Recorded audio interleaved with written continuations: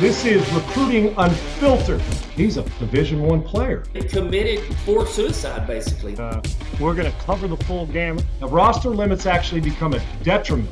High school athletes need to really open their eyes. We are here to talk everything recruiting. Recruiting Unfiltered. Hey everybody, welcome back to Recruiting Unfiltered. Sean is out today, so producer Brett, stepping in, Larry. I'm stepping in. Absolutely. Pull me off the bench, coach. Glad to have you here, Brett. Glad you decided to step up to the plate. Oh man, you know when my number's called, I'll be there.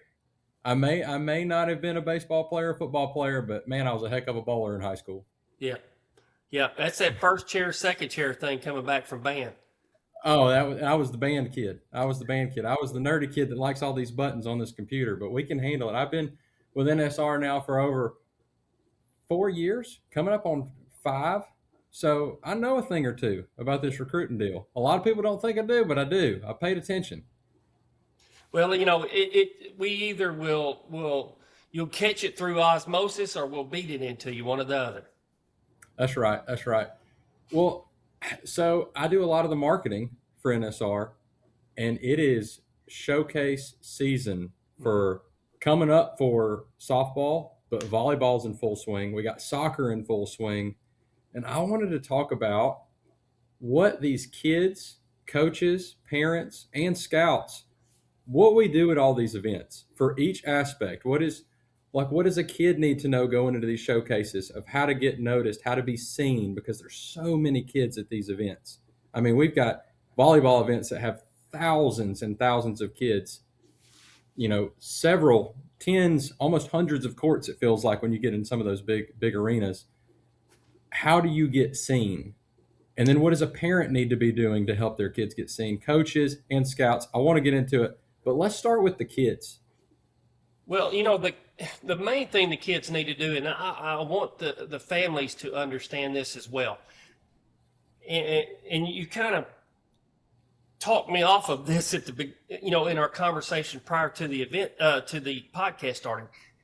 I really want the athlete to be at their best, athletically, physically, what they're doing on the field, that sort of thing. You know, Brett, I think you referred to it as ball out. I mean, we know that. That's the given.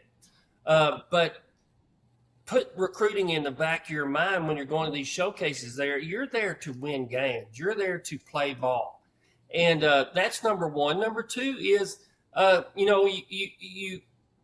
and we'll touch on this in just a second from the scouts, but you got to raise your hand and say, hey, come look at me. So there's ways to do that where it's beneficial to the athlete and it's not intrusive or overboard with the college coaches. But certainly, you know, the whole deal is to get your name on that list of those college coaches and to get your name on the list of the college scouts that are going to be there as well, where they can come and do an evaluation on you at that event. So, you know, that's the primary thing. Be ready to play. Be the best you can be on the field during the games, whatever. Your body language, all of that sort of stuff speaks volumes when we're scouting athletes. We look at all of it, and college coaches do the same thing. So just focus on your game, focus on your physicality, focused on your body language during the game. Are you a supportive person, or are you chunking a bat at the fence in your batting helmet in the dugout? You know, these things make a difference. And then do what you can to be proactive, to raise your hand and get the right set of eyes looking at you. How do they go about raising that hand, though? So, like, you get a list at these showcases. We've all seen it. The whoever's putting on the showcase, the tournament director or whatever, sends out a list of all these coaches are going to be there. Do you get in the DMs of those coaches? Is it like what is the best way? Well, truly the best way is to get the college scout to lay eyes on you first, and that's very simple. You go through our website.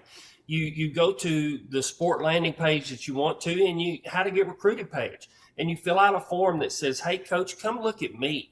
Come look at me at this volleyball event where there's 18 courts going, or these softball events where they're playing, in 4 or 5 different parks. So we as scouts can know who we're going to see, what their schedule is, and give us the best opportunity to see you and to evaluate you, to determine if you have the skill set that translates to the next level. That's step number one. So I would certainly advise any athlete that wants to be seen, let's get that college scout on your radar first before we start worrying about the college coaches. No, and I would agree with that. So I do know the back end of this, but there's a big misnomer out there, big myth that from the parent standpoint or even the kid standpoint, you got all these coaches coming. Man, if I'm so good, they're going to see me. But you're in a sea of other kids, and there may be there's a small chance, a very small chance that you stand out in that crowd. I mean, maybe you had the best game ever. They just happened to be at the right field at the right time, the right court at the right time, or whatever. But the reality is these coaches already have a predetermined list before they go to these events, right? Right. And I've talked to several coaches while we're at these events. I've talked to them, in just general conversation. And, I talked to one D1 coach, and he told me in his 20 years of coaching, he found two kids that weren't on his list prior to that event starting. And that was because he heard the sound of the ball leaving the bat on two occasions, and he went and paid attention to them. And that's pretty astounding. We go to a big baseball event in Indiana every fall. It's a showcase for high school athletes, but it's also a JUCO tournament. Well, I'm standing in the midst of 200 to 300 college coaches from all the Power Four schools down to the smallest NAIA program that are looking at these athletes in the JUCO tournament. And when that JUCO tournament ends, every one of them's heading towards the gate. Okay. And there's none of them staying back and looking at the high school kids. And the only eyes that are being laid on those high school kids are the NSR scouts that are actually still at the field, still looking at the athletes, still evaluating athletes while they're there. Oh, you're bringing up the whole transfer portal thing again. They've got to look at the JUCO kids first, and these high school kids just keep getting pushed down the list. Yes, it's the whole thing, and we see it at these events. The other misnomer, I think, and Larry, I'll edit this out now if I need to, but the other misnomer is a lot of people don't realize the reason there's so many of these coaches there is because they may be getting slid a check. that is a very real possibility. Absolutely. Just to beef up the tournament. So let's talk about this. Let's say I'm a parent. I've got a kid playing in a softball event, volleyball event, whatever, and I happen to spot a coach, and they're near the court that my kid's at. As a parent, do I approach them and say, "Come look at my kid"? Like, what do I do as a parent at these events to help, or do I do the prep work like you said, what like the athlete should do, and maybe raise my hand there for my kid? Right.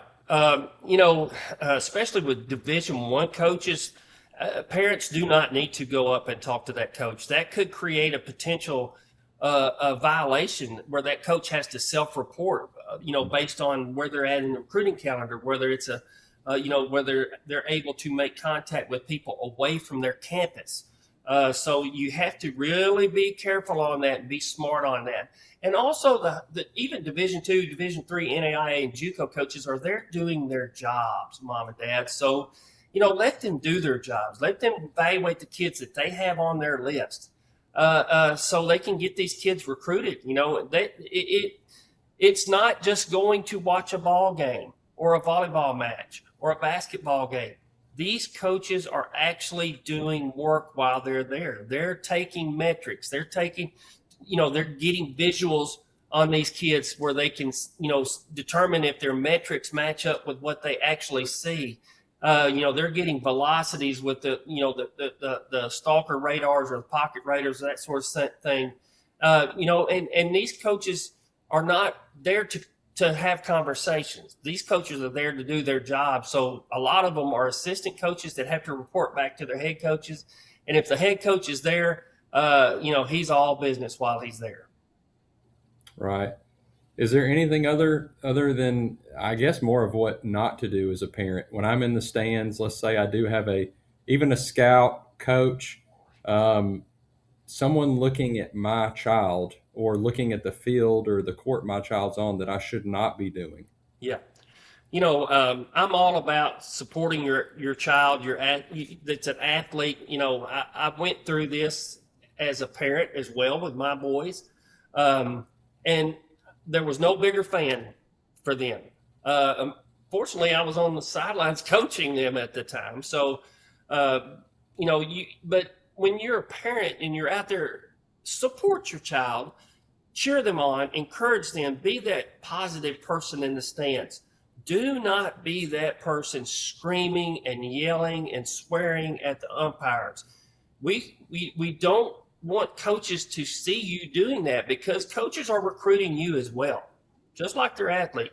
And they're making a determination as, hey, do I want to bring these people into my program? Okay. Because when they recruit an athlete, they bring their family into the program entirely. Okay. So they're going to vet the family just as much as they vet the athlete, sometimes, if not more. And it's certainly not hard to pick out whose child that is playing on the field that does a great play. I liken this back to my football days. My mom had a button on her shirt that's when she would come to my college football games, it said number 17's mom. And they have those printed across the backs, number 3's mom.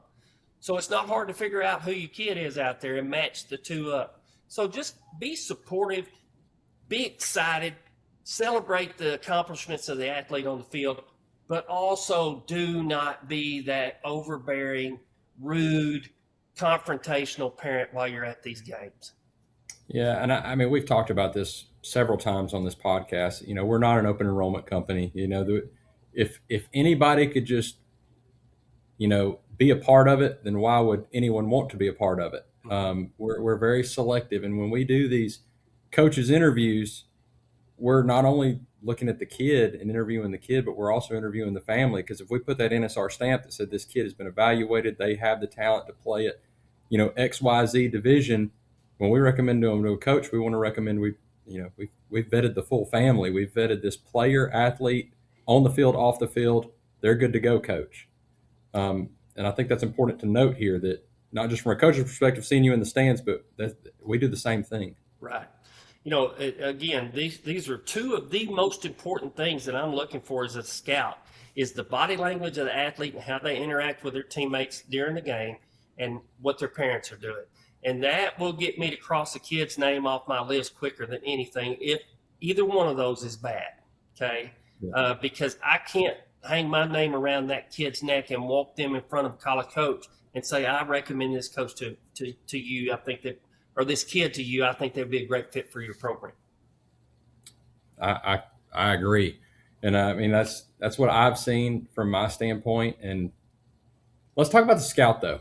Let's talk about the scout now. So we've talked about the kid. Kid needs to be focused on performance, maybe a little bit of prep work, maybe get on our watch list. That's definitely a huge help because it gives us some direction to go as a scout. Talked from the parent's perspective and the coach's perspective, but the scout has to be a little bit more eyes open when they're at the field. A lot of times when we're there, if it's an NSR sponsored event, we'll run a combine and get you some official metrics, which really helps us get eyes on you. But if we're there at just an event, what are we doing? Walk me through a scout's day. Well, typically our scouts, if they're at diamond sports events, your softball, your baseball, they're going to be a lot of times right behind home plate, just like college coaches are. They're getting velocities, they're getting pop times, they're doing all those sorts of things. But they're also, again, like I said, they're watching the athlete's body language. How they recover from an error, or how they react when a teammate makes a mistake. And these are all key elements in our vetting of that athlete prior to even having the interview and the family, talking to the family. It's so we've got a list of kids that we're there to see. We're doing these things. They got to check our boxes before we even move forward with them. Now, we may even find mom and dad at the event and have a conversation with them just to see if this is indeed this athlete's dream to play at the collegiate level. I do this to see how supportive mom and dad are. It helps me lay eyes on the parents so I can watch them the rest of the day. kind of without them knowing, so to speak. But yeah, man, I just our scouts are really busy. We're there doing a job as well. We're going to have conversations with families much more than college coaches would, because we don't have to abide by any rules or anything with regard to contact periods. But our scouts are very regimented in what they do that day. If they're at a volleyball event, they're going to court whatever at the time that's specified. They're looking at that athlete, they're seeing the plays, and then they're going on to see more kids.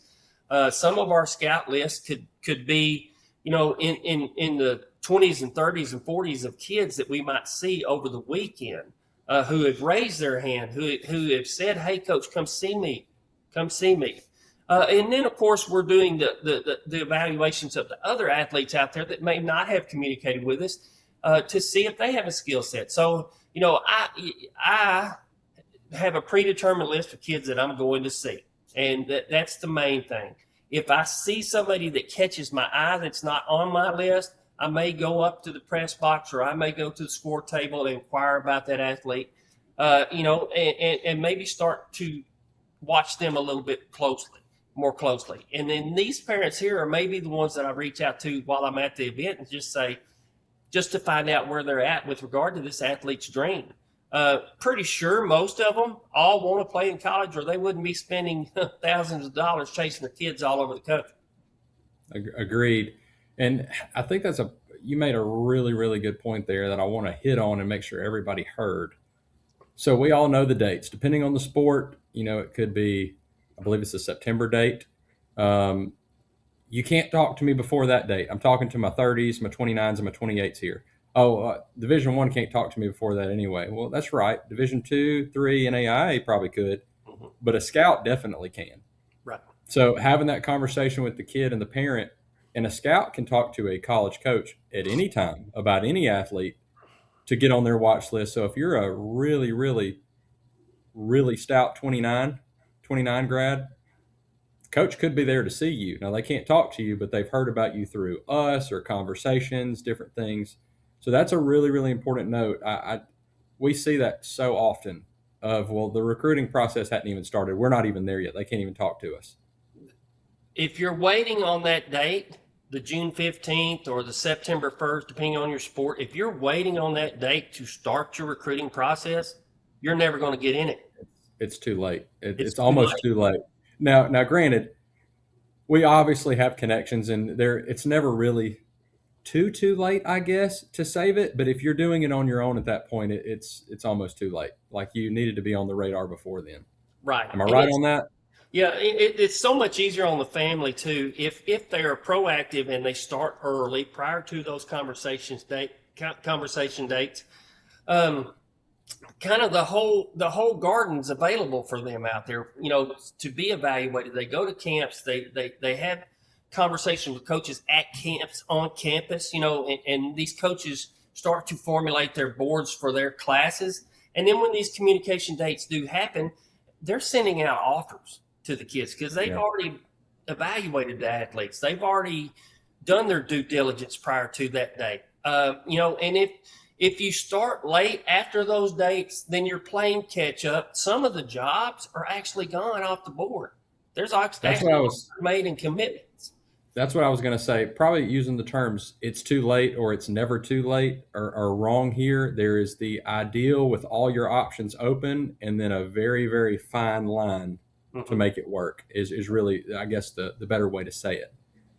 Right. You've got a much more narrow path at that point. There is a path, but it's much more narrow and it's a lot more tricky. Yeah, that window is closing quickly. Yeah, that's probably the better way to say that. So I guess with these showcases firing off, our recommendation has always been, get on a watch list, get on a recruiting watch list. We've got ours. It's listed in the description of this video. And have a scout reach out to you. They can even evaluate you remotely. They don't have to necessarily, if you don't have a showcase coming up anytime soon, we can at least get some film on you and get some eyes on you. Right.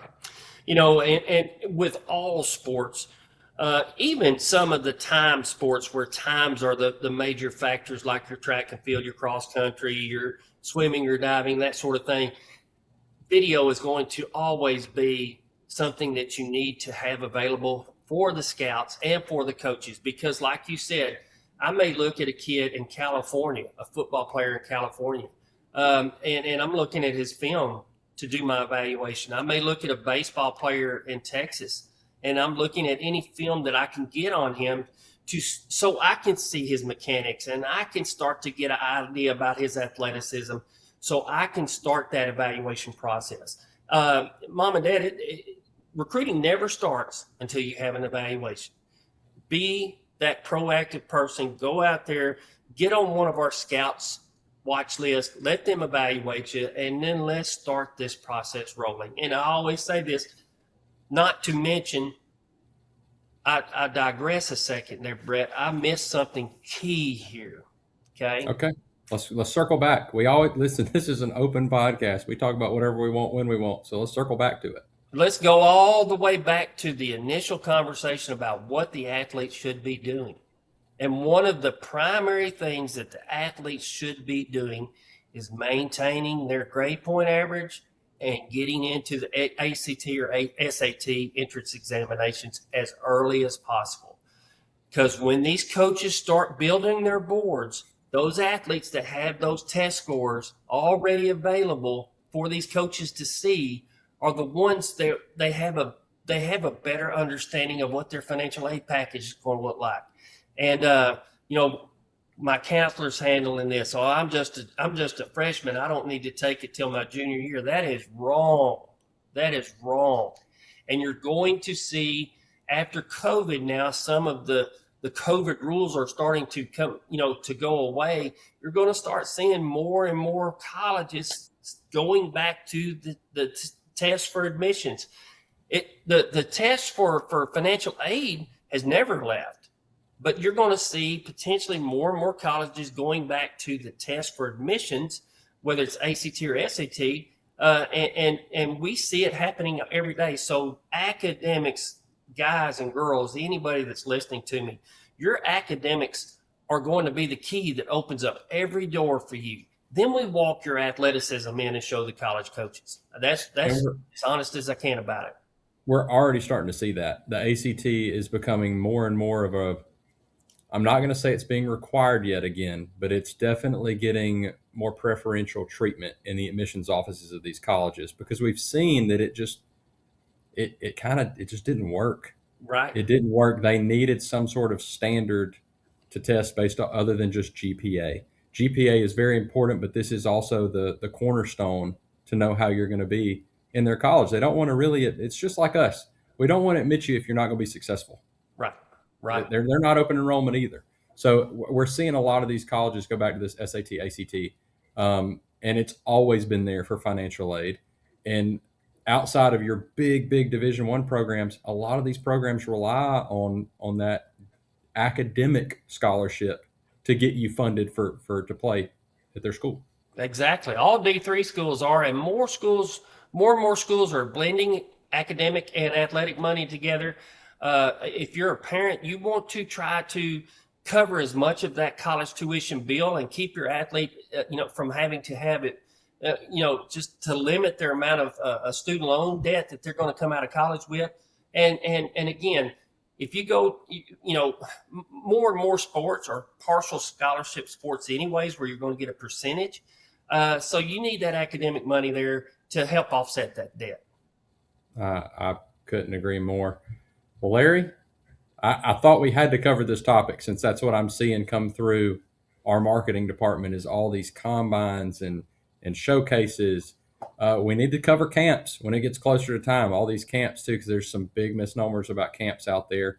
Larry mentioned earlier, have some recruiting tape. If you want to go back a couple podcasts ago, we talked about how to build a good recruiting tape that would not only to send to college coaches, but to send to us so we can get you evaluated, build those tapes where we can get through it real nice and quick and make a determination on what you could play, what level, and we can go from there. But again, if you want to be evaluated by a scout, the link is in the description. Very easy to find. Get an evaluation, and we'll get you on the right path if we can. Absolutely. That's the key, starting early. If I had to give advice to any athlete or any parent of an athlete, is to get into the game early. Don't wait. Yeah. Don't wait. It's the same thing you said about ACT. I mean, start taking that your freshman year. As soon as, I mean, the summer before your freshman year, take it as early and often. There's no limit. You can get super scores now where they combine your best of all. Just, you've got to give yourself, leave the window open as long as you possibly can before it starts to close on you. That's exactly right. Well, all right, guys, that's going to wrap it up. Larry Perrin, Executive Director at NSR. I guess y'all have always called me Brett the producer, but I do a lot of different things at NSR, from the marketing team, social media team, and apparently now hosting a podcast. I'll put that little feather in my cap. So why not? Well, we'll do it again next week. Larry, we'll re-rack it, and I'll see you back here next week, bud. All right, buddy. Appreciate you. And again, moms and dads, go to our website, go to your sport, go to the How to Get Recruited on the page, get that form filled out, raise your hand, and we'll get one of our scouts in front of you. All right, couldn't have said it better. This is Recruiting Unfiltered, and we will see you next week.